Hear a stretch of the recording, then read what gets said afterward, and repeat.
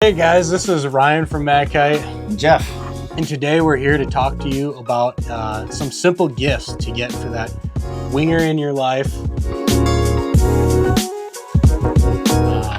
Maybe you don't know exactly what to get them. It's confusing. There's a lot of things out there, but we're focused on that lower price point. These are all stuff that Jeff and I both use, good gifts to get someone. If you might not know what to get them, maybe you're not a winger yourself. Yeah, and all of these are probably under 150. Yes, under 150 bucks. So now, one thing, if you do buy something under $100, it's not free shipping. It's true. So just wanted to throw that in there. But yes, these are nice, affordable gifts that I think any winger would enjoy having. And we're going to go into all of them right now, right? That's right. Let's get them rolling. So starting out, I've got the CWS bolts or screws. These are awesome because it's a toolless system to connect your foil to your board. So real easy to use these. They use your existing track hardware, which anyone that's already winging or foiling is going to have. So it's a nice add-on. You're able to just thumb screw these into the board. It's going to hold the foil to the board, and no tool required. Real easy as a winger. Show up, forgot your tool, maybe you took it at home, took it out at home and we're using it for something. So I've been using these for a while. One thing that I really like about them is we try so many different foils, so many different board combinations here. Constantly boards and foils are getting mixed around. So really easy to set stuff up. It's really quick. You can spin these pretty easy with your finger. And it doesn't take a lot of time. Makes it a lot easier to get out there, riding, doing what you love to do without fumbling around in the back of your trunk looking for tools. Totally agree. And they won't do any damage. They have a nice little seating here. So you can go into carbon. I've done it in carbon masses, aluminum masses, and haven't had issues. Yeah. So nice toolless, quick and easy. Now, if you want to step up one level from that, it's a little bit more, but we have the Conrad Click Nuts. So same sort of system here.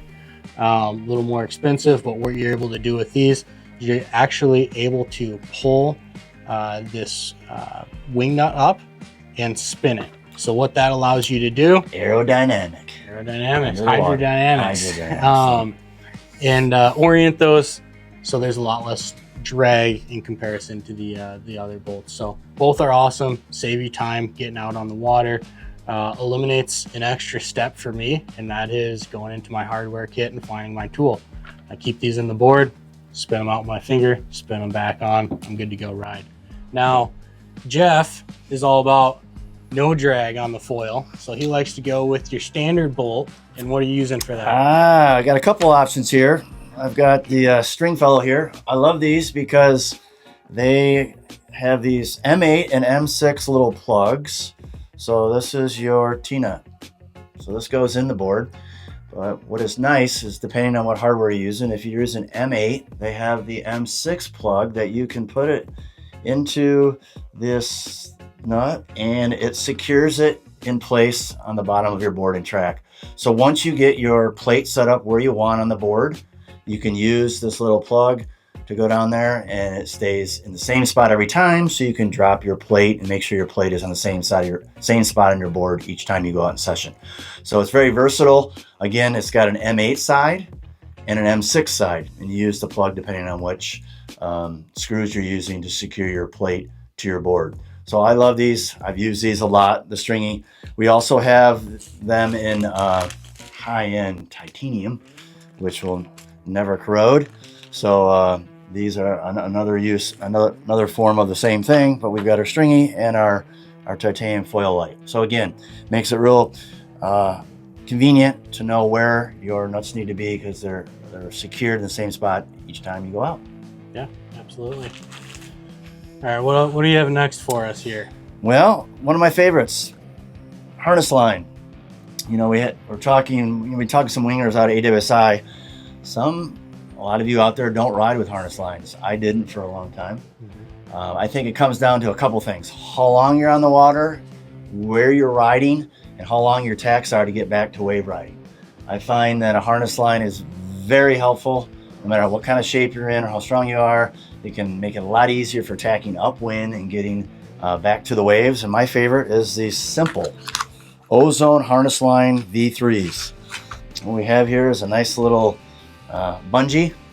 The one end goes around your handle like that, and then the other one, you use what's left here to go around, comes right through there, and then you use the knot. Of course, we have the knot on it now, but of course the knot would be on the other side. I find these to be really nice, fairly easy to adjust once you get in the right spot you want. And when you're pumping, they don't get in your way. Sometimes the ones with the PVC lining, they can hit you and get in your way. Another thing I like about these is they stay in place. So once you're locked in, they tend to stay in the hook really well. One little trick though, if you're out nuking winds like I was yesterday, these can get, with the wind, get blown away and you're trying to loop in, but it's just staying away from you. If you take your thumb on the back end of it and make it a little taut, then you can get in a little bit easier. So very minimalistic, very effective. If you're going to get into harness lines, I highly suggest it. Again, it can extend your sessions a little bit and make it easier for tacking upwind. Yeah, for sure. I'm a big fan of that harness line as well, but if you're looking to maybe spend just a little bit more, get something that that they probably don't have and they may want to try out, we have the Artness harness line, which is just a little different here. Same concept. You've got these Velcro straps that are going to go on your boom handles, or on your boom or your handles, I should say. And then you've got this bungee with the extra line that's going to hook onto the back of your wing. So what this one allows you to do is there's actually an adjustment here that's going to allow you to shorten that up if you want it to be tighter, because you fix your handles. And then while you're hooked in, if you want to make that harness line a little longer, a little more loopy for you, you can do that as well. So allows you to adjust the harness line on the water while you're actually riding, which is pretty cool. So if you're looking for kind of something unique for that winger in your life that has everything, or you think has everything, this might be a nice step up on the harness line to pick up for it. One thing nice about that, the Velcro's easy on, easy off. Yes, absolutely. This is one on the Ozones. We're typically leaving those on the wing that we're using it on, because everything cinches down so tight. On the Artness harness line, it is a little bit easier to move from wing to wing. Good. Next up, not just for old men that can't hear. No, in all seriousness, the surfer ear, something we just got in the shop. We did. There's this thing called surfer's ear. Meaning if you're in a lot of cold water, the inner ear bone can tend to grow closer together, and you can get hearing loss if you're out in cold water a lot. So the surfer ear solves that. What's nice about these is they have different sizes that can fit your ear, so you get a really snug fit. But they're very, very simple to use. I've just started using them. I do have a little hearing loss. I'm not sure it's from all the cold water I've been in, or loud kids and cafeterias throughout the years when I was in education. But anyways, these are a nice little accessory that can protect your ears when you're on the water. You can still hear fine with them. They do cancel out a little bit of decibels, so you get a little bit of protection from the high wind in your ears. But more importantly, it keeps the water out.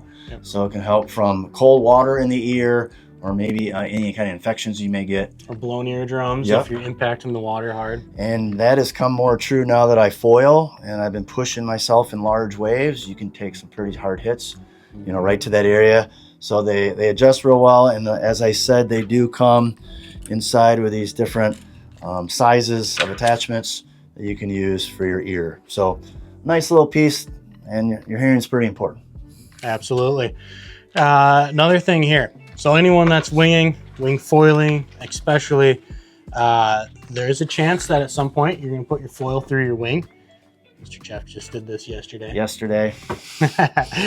So it happens, and you might not be at the end of your session or near somewhere where you can repair. So traveling around with something that allows you to get back on the water and finish your session, or perhaps finish your trip that you're on, is awesome. We've got some Ripstop tape.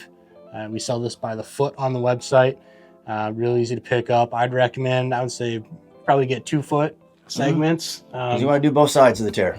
Yep, and you want to make sure that you've got enough to cover the whole thing. So obviously there's some tears that you just can't come back from, but for the small oopsies out there in the water, easy way to get you back out there.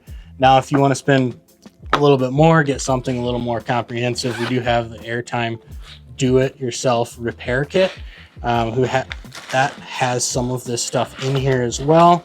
See if I can get this out without making too much of a mess. So you've got some tape, you've got your tape there that I just showed, some bladder patch, scissors, little stronger tape here as well with some seam grip. So just a few more things for maybe a little more intense of an accident. If I was going to travel and go on a trip, this is what I would be putting in my bag.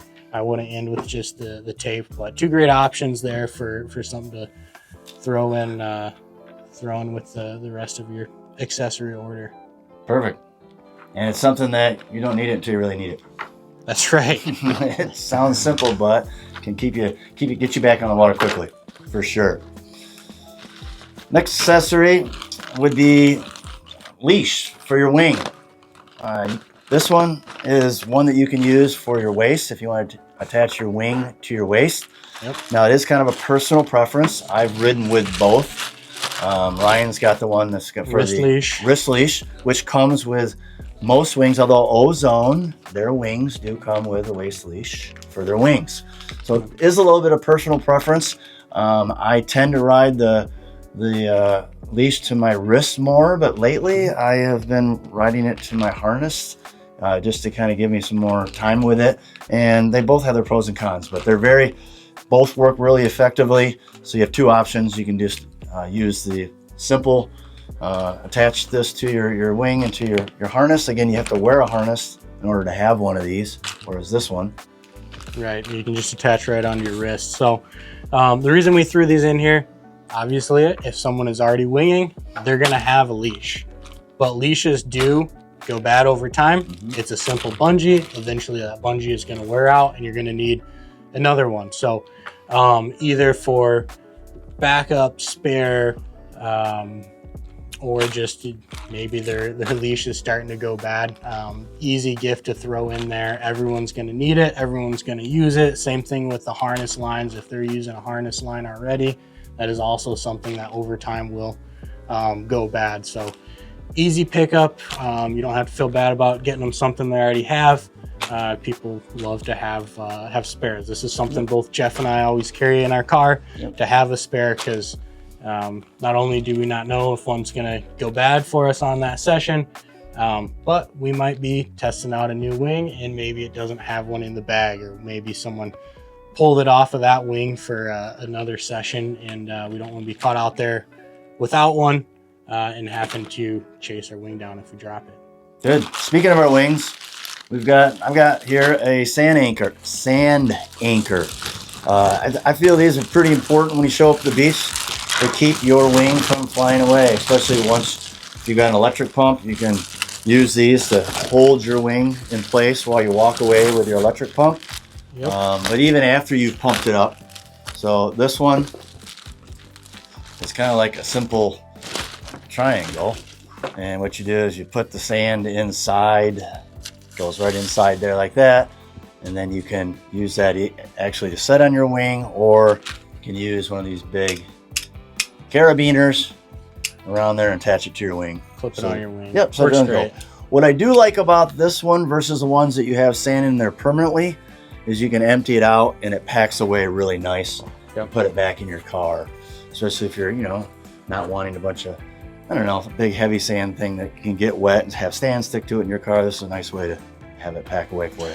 What I've got here, same concept, but this one is a sand bag. So you load this one up with sand, and it's got these handles here. You can either lay it over top of your wing, you can get a carabiner like that one, and you can connect the carabiner to the end and connect your wing to that.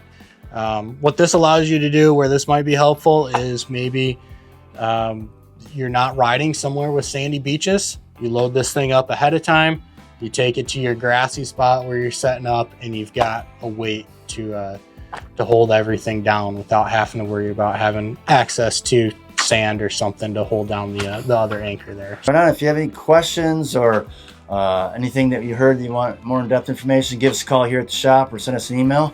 We'll be happy to help you out. It's windy. You gotta be real serious so I can see this Got stuff. your crusty butt hat. I do, crusty butt hat on. Are we rolling? Yes. That's a dead end goodness right there. All right.